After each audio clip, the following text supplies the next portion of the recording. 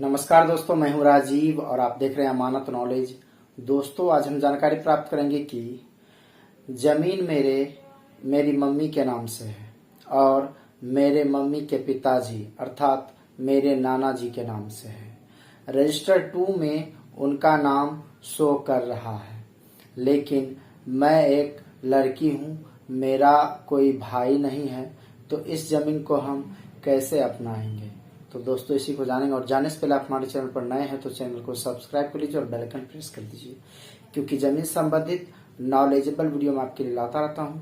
चलिए आगे जानकारी प्राप्त करते हैं। तो दोस्तों, यदि इस तरह की बात है कि जमीन मेरी मम्मी के नाम से है और मेरी मम्मी के पिताजी अर्थात मेरे नाना जी के नाम से है, उन दोनों व्यक्ति के नाम से हैं और उन दोनों व्यक्ति का देहांत हो गया, मतलब उनकी मृत्यु हो चुकी है। रजिस्टर 2 में उन दोनों का नाम दिखता है, रजिस्टर 2 पे ऑनलाइन में चढ़ा हुआ है।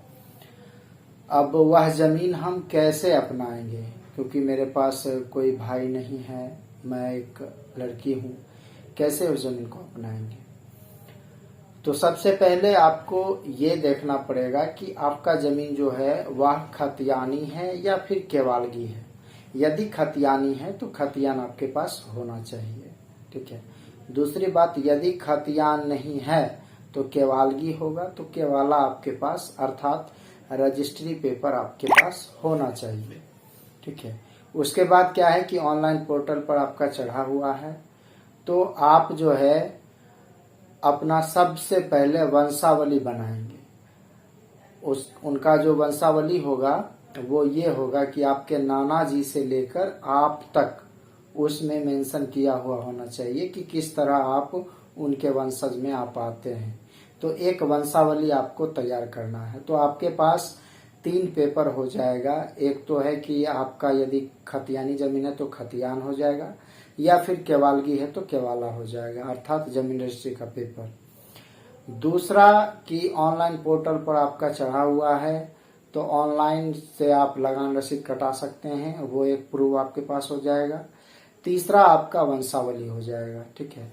तो इन तीनों पेपर को लेकर आप एक आवेदन देंगे अंचलाधिकारी महोदय को, और उसमें आप ये मेंशन करेंगे कि इन व्यक्ति का जमाबंदी मेरे नाम पर किया जाए, क्योंकि इनकी मृत्यु हो चुकी है और मैं इनका वंशज हूँ।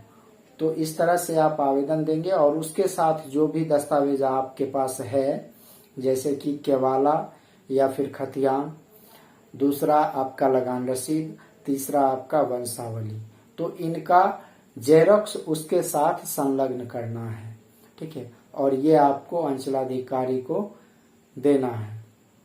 तो आपका जो काम है वो प्रक्रिया में चला जाएगा, लेकिन उस पे आपको लगे रहना पड़ेगा, नजर बनाए रखना पड़ेगा, क्या प्रक्रिया उसमें हुई है, उसकी स्थिति की जानकारी आपको लेते रहना पड़ेगा, ठीक है। तो इस तरह से आपका काम हो सकता है।